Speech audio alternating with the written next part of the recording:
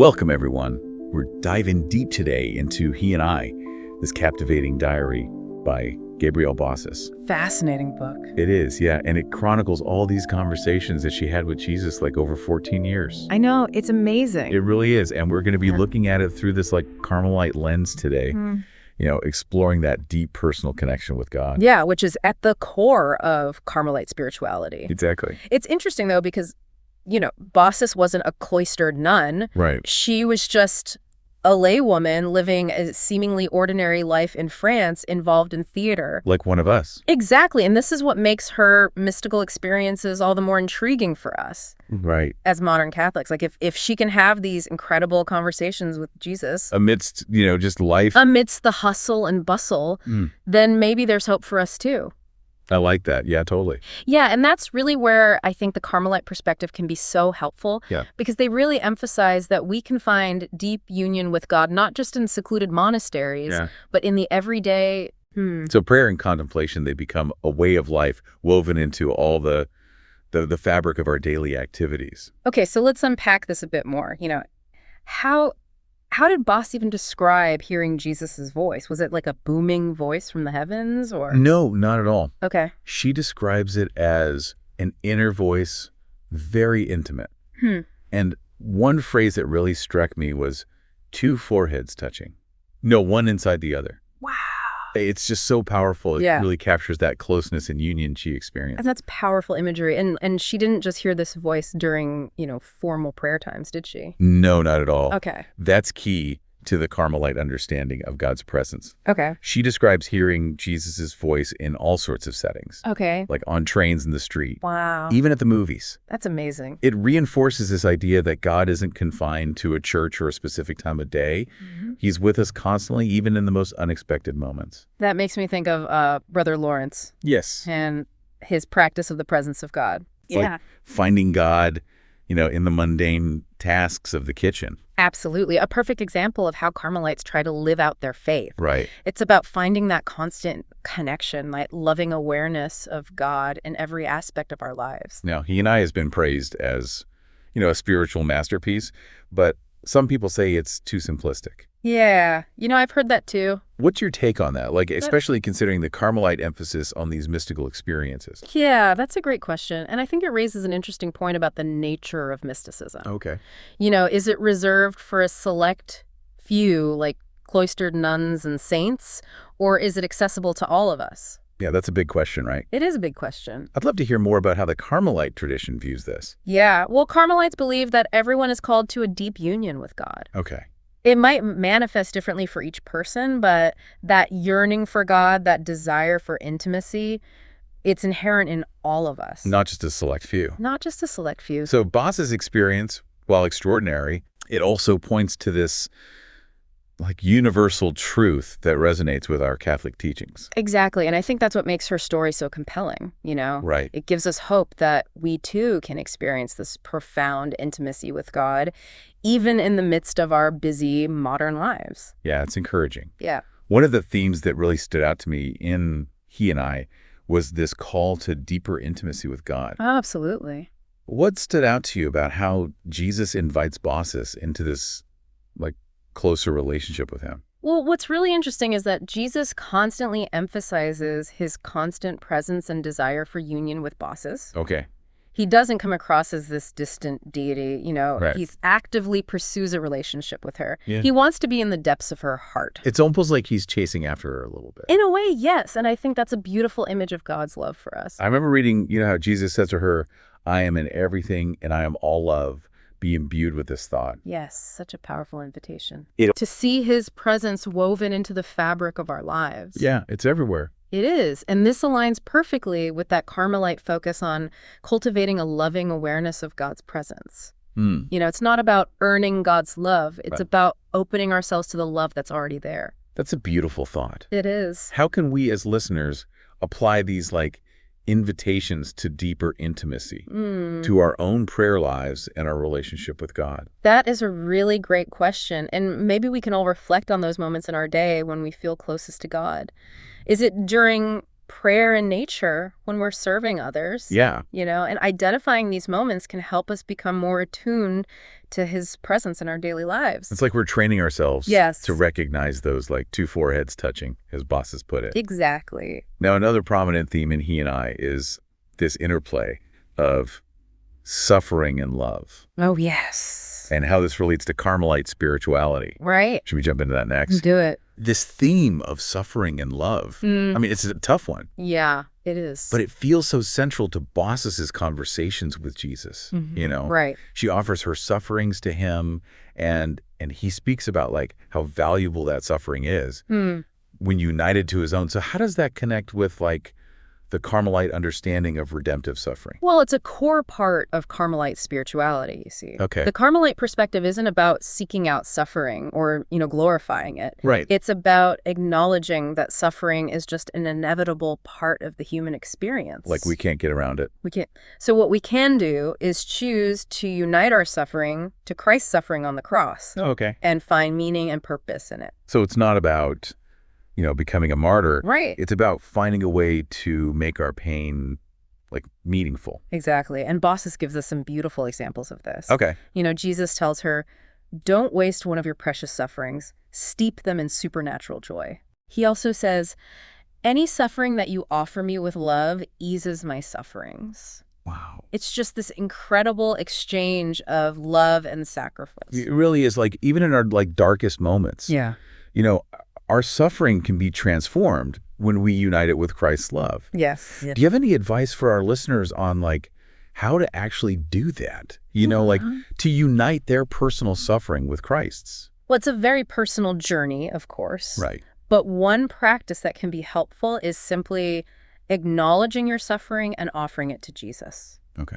So you might say a prayer like, Jesus, I offer you this pain, this burden, and I ask for your grace to bear it with love and courage. I love that it's so simple. It is simple. But profound. Yes. Like, it's a way to shift our perspective on suffering. Yeah, exactly. It's not about denying it. It's about finding that strength and meaning in Christ's presence. That's it. And remember, we don't have to do this alone. Yeah. We have the communion of saints to support us, especially the Carmelite saints who've walked this path before us. Figures like Saint Therese of Lisieux. Oh, yeah.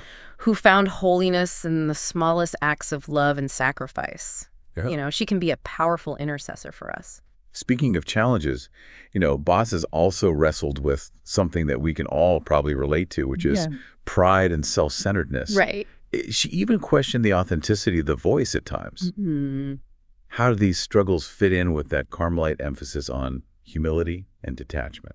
It's fascinating, isn't it? Even someone experiencing such profound intimacy with God still faces these very human struggles. Yeah, we're human.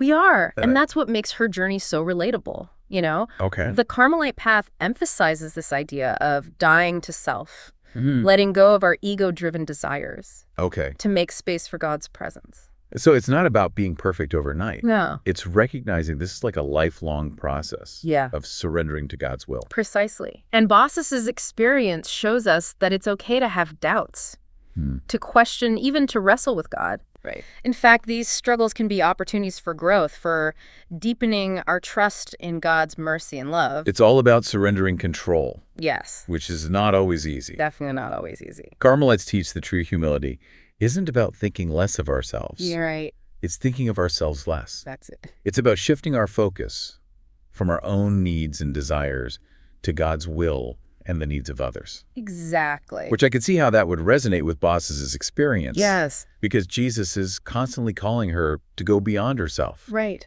To serve others, to love unconditionally. You're right. It's a reminder that our relationship with God isn't just about our own personal fulfillment. It's about becoming channels of his love, letting his grace flow through us to touch the lives of others. Now, another aspect of He and I that resonated with me was this emphasis on finding holiness in everyday life. Oh, for sure. It wasn't about Bossis becoming a hermit or shutting herself away from the world. It was about, like, finding God in the midst of her ordinary activities. Right. How does that connect with the Carmelite charism? Well, that's such a vital point. It's at the heart of the Carmelite charism. It's about finding God not just in prayer or in church, but in the everyday moments of our life. So whether we're, doing the dishes, walking the dog, or interacting with coworkers. Yeah, just life. These seemingly mundane tasks can become opportunities for encounter with the divine. I remember reading how Jesus tells Bossis, even by your ordinary actions, you can make amends for ingratitude and save sinners. Powerful words. And then he also says, don't wait for the big events of your life to have something to offer me. Exactly. It's a radical message that can be so freeing. It is. It means we don't have to wait for some grand spiritual experience to live out our faith. Right. We can find God right here, right now, in the present moment. It's like those two foreheads touching. Yes. It can happen anywhere, anytime, as long as we're open to it. Precisely. And that openness, that willingness to see God in everything, that's a key element of Carmelite spirituality. But let's be honest, it can be a real challenge to maintain that awareness. Yes. In our busy lives. Yeah, it is. We get so caught up in to-do lists. Yes. Deadlines, distractions. Totally. So how can we cultivate that inner stillness? Right. That awareness of God's presence, even amidst the chaos? Well, that's where contemplative prayer comes in. Okay. It's about making time each day to quiet our minds, to be present to God's presence within us. It doesn't have to be a long, elaborate process. Right. Even just 5 or 10 minutes of silent prayer, focusing on our breath, or a sacred word can make a huge difference. It's about creating that space for God to speak to us. Exactly. And Bossis's diary is filled with these little reminders from Jesus to stay connected, to keep him at the forefront of her mind. He says things like, don't talk to the tabernacle on the altar when I'm in your heart. Right. And your heart is a refuge for me. That's beautiful, like the idea of our hearts being a dwelling place for God. It is. But I also find it a bit intimidating, to be honest. Yeah. It's like, if God is truly present within us, then we can't hide from him. That's a great point. It's about vulnerability. Yeah. About surrendering control and letting God into every aspect of our lives. And that surrender is a process, right? Absolutely. It's a lifelong journey. And there will be times when we resist, when we doubt, when we pull away. But even in those moments, God's love remains constant. Yeah. He's patient with us, gently inviting us back into that deeper intimacy. It's encouraging to know that even Bossis, who's having these profound conversations with Jesus, still struggled with doubt and resistance. Exactly. It makes me feel like maybe I'm not so far off track. We're all on a journey. Yeah. And God meets us where we are. Speaking Speaking of this journey, Boss's experience in He and I offer some really profound insights into the nature of God's love and mercy. It does. So we delve into that next. Let's do it. One thing that really stood out to me about Boss's conversations with Jesus was the incredible generosity of God's love. Oh, yeah. It's almost overwhelming. It is. When you see how much he pursues her, how much he longs for her, right. How much he rejoices in her, even when she stumbles. Yeah, it's like challenges that image that some people have of God, Right. Like distant and judgmental. Keeping score. Yeah, keeping score of our mistakes. Exactly. It's the opposite of that. It is. I mean, Jesus even tells her, don't you understand that I am your life? I planned it all. I'm here. I'm there. See me everywhere. It's true. And then there's that line that always makes me laugh. So it's like, if I acted toward you as you act toward others. Ouch.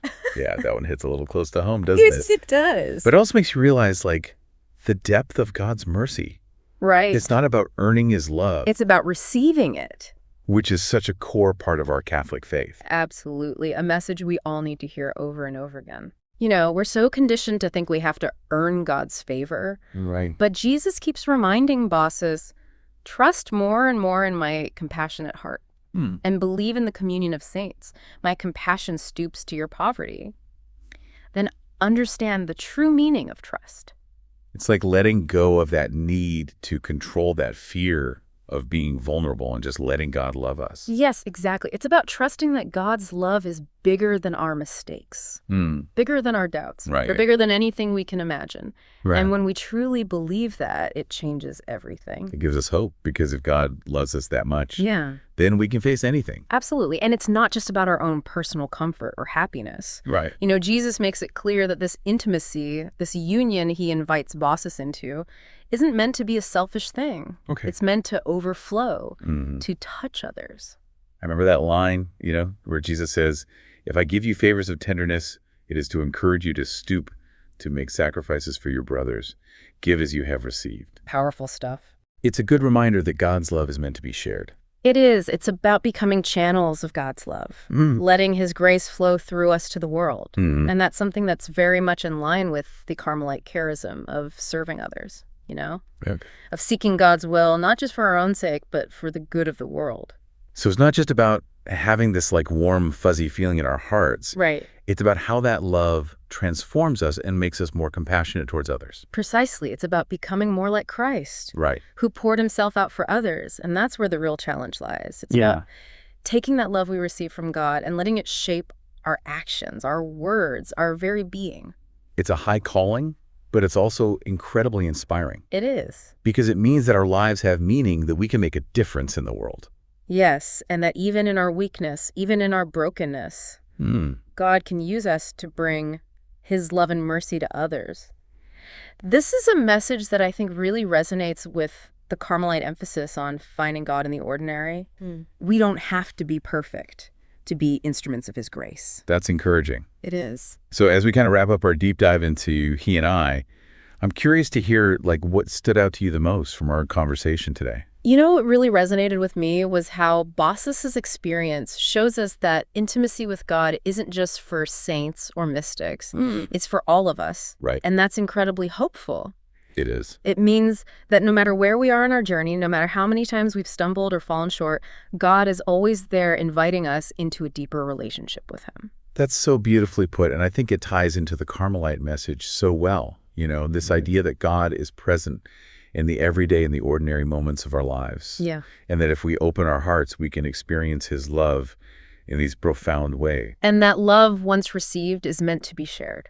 It's meant to transform us, to inspire us to live lives of service and compassion. So for our listeners, we'll leave you with this question, to ponder what is one small step you can take today to cultivate that same intimacy with God that Gabrielle Bossis experienced.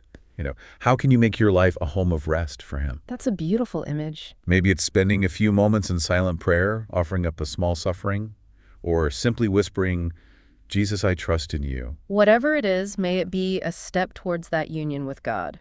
Yeah. That is our ultimate destiny, and may Bossis' story inspire us to keep seeking that intimacy, that love that transforms our lives and the world around us. Thank you for joining us on this deep dive into he and I. It's been a pleasure. May God bless you on your journey.